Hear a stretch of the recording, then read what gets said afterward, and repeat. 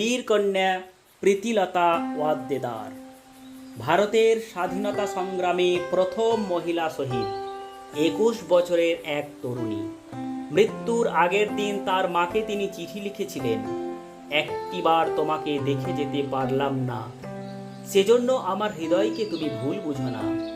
আমি যে সত্যের জন্য, স্বাধীনতার জন্য প্রাণ বিসর্জন দিতে এসেছি, তুমি কি তাতে আনন্দ পাও না? মাস্টারদা সূর্য সেনের নির্দেশে 1932 সালের 24 সেপ্টেম্বর প্রীতিলতার নেতৃত্বে 8 জন বিপ্লবী আক্রমণ করতে চলেছেন চট্টগ্রামের পাহাড়তলির ইউরোপিয়ান ক্লাব। বোমা ও গুলি নিয়ে 3 দিক থেকে বিপ্লবীরা আক্রমণ করলেন। ক্লাবে তখন একদল বিদেশি উদ্দাম নৃত্যগীতে উন্মত্ত। বিপ্লবীদের গুলিতে ক্লাবের 1 জন নিহত ও কয়েকজন আহত হয়। 8 জন বিপ্লবী অক্ষত দেহে পালাতে সক্ষম হলেও প্রীতিলতা আর ফিরলেন না। তিনি শহীদ হওয়ার জন্য প্রস্তুত হয়ে সঙ্গে নিয়ে গিয়েছিলেন পটাশিয়াম সাইনাইড। কাজ শেষ করে তিনি বিষ পান করে মাতৃভূমির মুক্তিযজ্ঞে উৎসর্গ করলেন নিজেকে। পুলিশের হেফাজতে অন্তিম সৎকার হয়েছিল ভারত মায়ের এই দরদি সন্তানের। ভারতের প্রথম মহিলা শহীদকে শেষ সম্মান জানাতে সেদিন কেউ ছিল না। চট্টগ্রাম শহরে 1911 খ্রিস্টাব্দে 13ই মে জগৎবন্ধু ও প্রতিভাময়ী ওয়াদ্দেদারের ঘরে জন্ম হয় দৃঢ়চেতা প্রীতিলতার। চট্টগ্রামে তখনও মেয়েদের লেখাপড়ার তত চল ছিল না, কিন্তু প্রীতিলতার পড়াশোনার প্রতি প্রচণ্ড আগ্রহ ছিল শিশুকাল থেকে। দাদাকে যখন মাস্টারমশাই পড়াতে আসতেন, তিনি বই হাতে পড়ার ঘরের পিছনে লুকিয়ে থাকতেন। দাদার পড়া শেষ হলেই তিনি এসে বসতেন মাস্টার মশাইয়ের সামনে। তিনিও প্রীতিলতার আগ্রহ দেখে তাকে পড়াতেন। মা প্রতিভাময়ীরও যথেষ্ট আগ্রহ ছিল মেয়ের পড়াশোনার ব্যাপারে। অবশেষে 7 বছর বয়সে মেয়েকে তিনি স্কুলে ভর্তি করে দেন। চট্টগ্রাম থেকে ম্যাট্রিক পাস করে ঢাকায় আসেন ইন্টারমিডিয়েট পড়তে। এই সময় লীলানাগের দীপালি সংঘের সঙ্গে যুক্ত হন।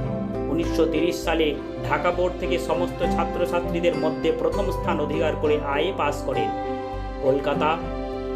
কলকাতার বেথুন কলেজে ভর্তি হন। ইংরেজিতে অনার্স নিয়ে বিএ পড়তে। কলকাতায় পড়ার সময়ে একবার চট্টগ্রাম শহরে গেলে তার পরিচয় হয় যুগান্তর দলের বিপ্লবী নির্মল সেনের সঙ্গে। তার কাছে প্রীতিলতা শেখেন বক্সিং, রাইফেল ও রিভলভার চালনা। এইখানে তিনি দলের নেতা মাস্টারদা সূর্য সেনের সঙ্গে পরিচিত হন। মাস্টারদার নেতৃত্বে তখন চট্টগ্রামে একের পর এক বিপ্লবী কর্মকাণ্ড ঘটে চলেছে।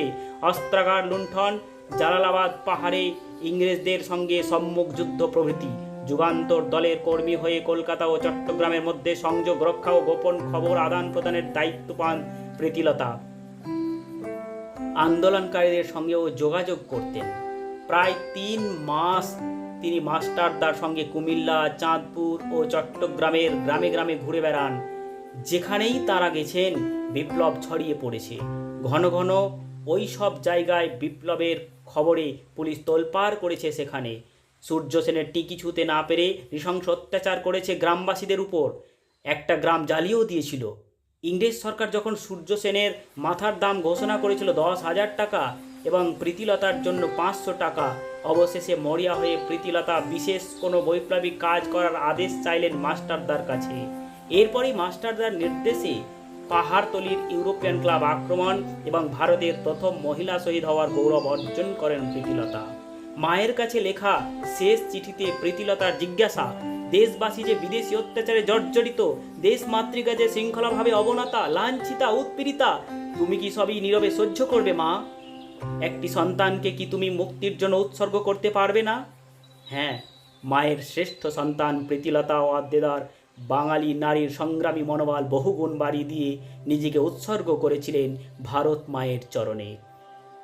অগ্নিযুগের বঙ্গলালনা থেকে সংক্ষেপিত। মুক্তির মন্দির সোপান তলে কত প্রাণ হলো বলিদান, লেখায় আছে অশ্রু জলে, লেখায় আছে অশ্রু জলে। যারা স্বর্গগত তারা এখনো জানে স্বর্গের চেয়ে প্রিয় জন্মভূমি, সেই মৃত্যুঞ্জয়ীদের চরণ চুমি।